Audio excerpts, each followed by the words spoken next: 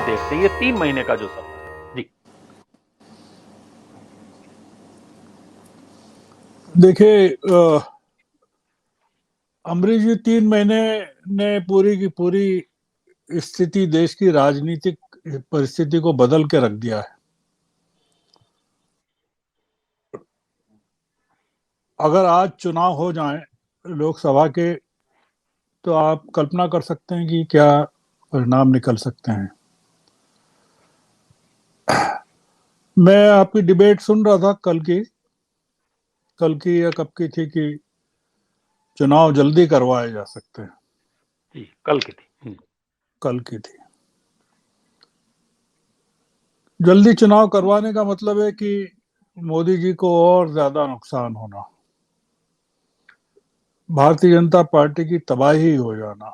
जिस समय anti incumbency इतने शीर्ष पर है, वो तैयार नहीं है बीजेपी अभी किसी भी तरह से कि वो चुनाव करवा सके। चुनाव आयोग की बॉडी लैंग्वेज में कहीं से नहीं दिखता है कि कोई चुनाव की इस तरह से तैयारियां चल रही है। अभी तो 3 राज्यों की चुनाव की घोषणाएं होना बाकी है। लोग उसकी प्रतीक्षा कर रहे हैं। मैंने तो बल्कि एक जगह कहा था कि चुनाव टाले जा सकते हैं कुछ महीनों के लिए, जब तक कि जो 200 रुपए वाली बात है आज जो हुई है वो और कई जगह प्रकट हो और सरकार कुछ और करे। इस समय सारी ताकतें इस सरकार के खिलाफ है, और सबसे बड़ी ताकत जो है वो संघ की बात है। संघ का एक इशारा। वो संघ क्यों इम्पोर्टेंट है कि अभी जो खतरे में है वो 37% वोट खतरे में है।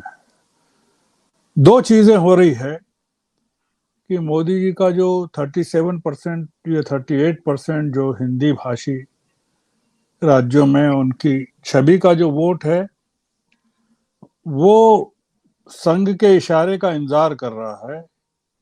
और जो 63% या बाकी 62% है, वो डिवीजन होने से बच रहा है। वो डिवीजन नहीं होने दे रहा है, वोटों का बंटवारा नहीं होने दे रहा है।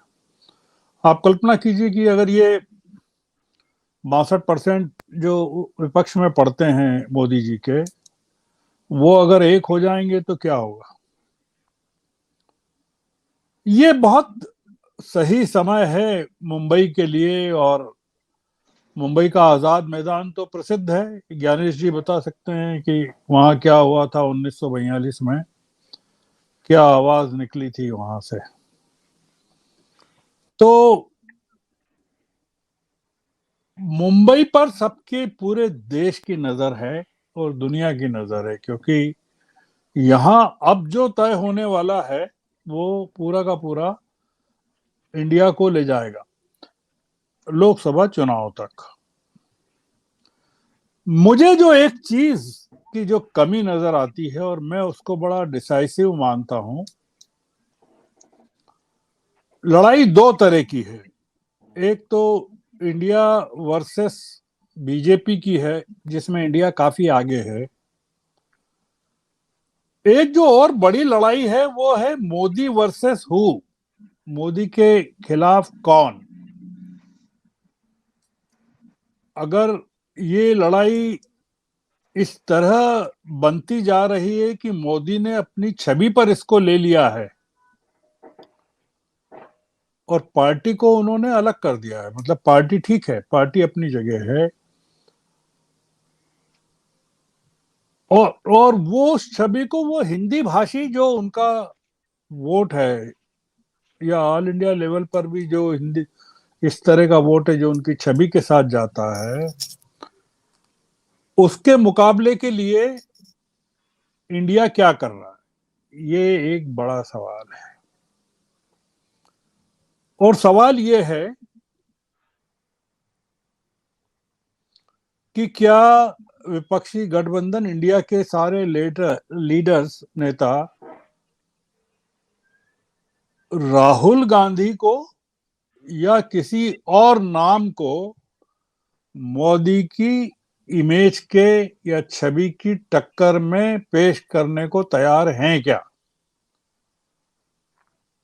ये बड़ा मुद्दा है, क्योंकि अब बन गया है पूरा मुद्दा छवि का। मोदी उसको धीरे धीरे अपनी पर्सनल इमेज में कन्वर्ट कर रहे हैं पूरी इलेक्शन कैंपेन में, और उन्होंने बीजेपी को धीरे धीरे माइनस कर दिया है। जैसे मध्य प्रदेश में भी चुनाव, राजस्थान में भी चुनाव, छत्तीसगढ़ में भी चुनाव, बीजेपी का कोई मुख्यमंत्री चेहरा नहीं है, मोदी है। तो इसका मतलब है कि लोकसभा का चुनाव जो हो रहा है, वो जो अभी विधानसभा में जो देख रहे हैं, वो लोकसभा का चुनाव हम देख रहे हैं। क्या ये बैठक से कोई इस तरह का स्वर निकलने वाला है कि 1977 की तरह स्थिति है कि कोई प्रधानमंत्री पद का चेहरा नहीं है, बाद में बनेगा विपक्ष का, या राहुल गांधी के नाम पर और सारे नेता एक स्वर से कहें? जो मैं अभी देख रहा था कि नीतीश कुमार ने संयोजक बनने से इनकार कर दिया है। उन्होंने कहा है कि वो संयोजक नहीं बनना चाहते हैं, उनकी मतलब दिलचस्पी नहीं है संयोजक बनने में। मुंबई बैठक से क्या निकल के आने वाला है? क्या कोई संयोजक निकलेगा? क्या कोई नेता निकलेगा, कोई चेहरा निकलेगा जिसके आसपास या जिसकी छवि पर चुनाव लड़ा जाएगा? वो चेहरा कोई भी हो सकता है, वो स्टालिन भी हो सकते हैं, मतलब कोई दिक्कत नहीं। वो फारूक अब्दुल्ला ने तो कहा था वहां चेन्नई में कि स्टालिन के चेहरे पर, स्टालिन क्यों नहीं हो सकते प्रधानमंत्री पद के उम्मीदवार? 2024 का जो चुनाव है वो अब इमेज पर केंद्रित हो गया है। वो इमेज पर केंद्रित मोदी ने किया है कि वो अपनी इमेज को, उसके भरोसे पार्टी को जिताना चाहते हैं। पार्टी ऊपर बहुत ज्यादा इसलिए भरोसा नहीं रहा कि आप देख रहे हैं किस तरह से पार्टी में चीजें चल रही है, और आप उसमें ऑर्गेनाइजर का जो आर्टिकल था उसको भी ला सकते हैं कि मोदी का चेहरा और हिंदुत्व के दम पर नहीं लड़ा जा सकता, जीता जा सकता। तो क्या ये जो सर्वेज हुए हैं ये बिल्कुल सही है? जो चल रहा है वो ठीक है? 3 राज्यों के चुनावों में आप देख रहे हैं कि जो स्थितियां हैं वो पूरी की पूरी बीजेपी के खिलाफ हैं। मध्य प्रदेश में भी हैं, काफी हैं, और मोदी की छवि को काफी क्षति पहुंची है। लगातार राहुल की छवि बढ़ती जा रही है, मतलब प्रधानमंत्री की छवि में कुछ कमी हुई है, पर राहुल की छवि में एकदम जंप हुआ है।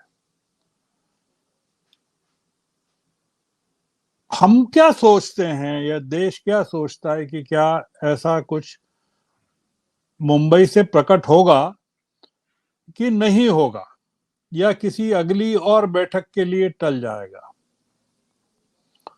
अब समय नहीं है, अब 2 चीजों के लिए समय है केवल, और वो ये है कि विपक्ष बताए देश को कि मोदी के विकल्प के रूप में उनका जवाब क्या है, इंडिया का जवाब क्या है।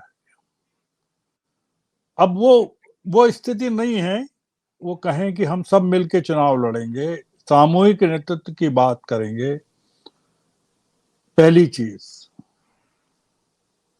दूसरी चीज ये कि उम्मीदवारों को किस तरह से वो खड़ा करेंगे कि आपस में दलों के बीच में टकराव नहीं हो। खासकर उत्तर प्रदेश में और महाराष्ट्र में बहुत इंपॉर्टेंट है ये 48 और 80 सीटें बहुत इंपॉर्टेंट हैं दोनों जगह 128 सीटें हैं।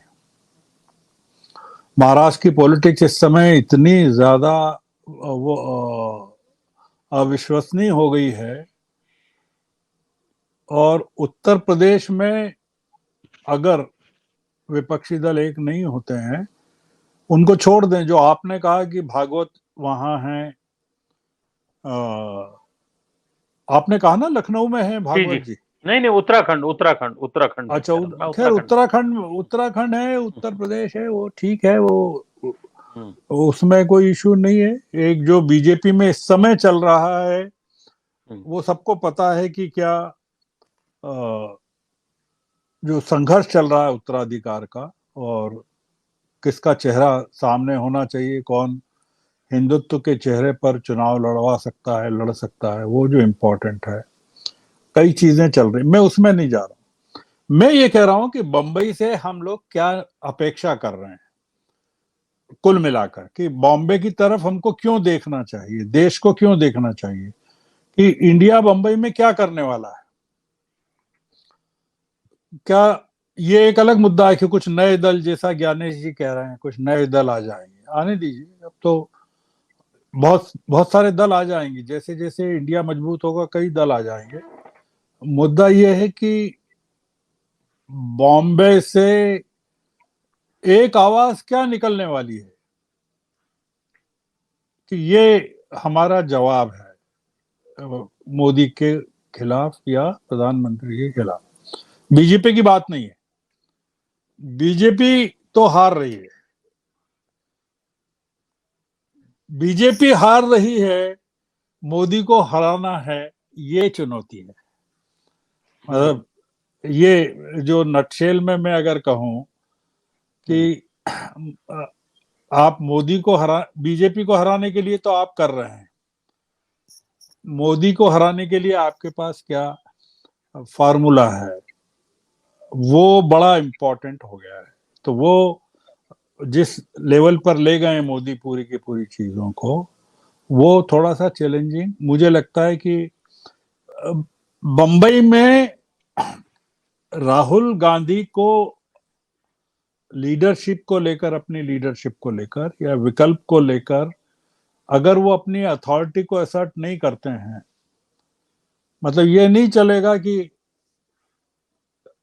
खड़के भी प्रधानमंत्री पद के उम्मीदवार हो सकते हैं, जो बात चल रही है, मतलब वो चलेगा नहीं। मतलब मैं ये एक कि खड़के चल जाएंगे या पवार चल जाएंगे, नहीं, अभी तो और मोदी की इमेज को, मोदी की ताकत उनकी इमेज है, मोदी की ताकत उनकी बीजेपी और संघ अब नहीं है।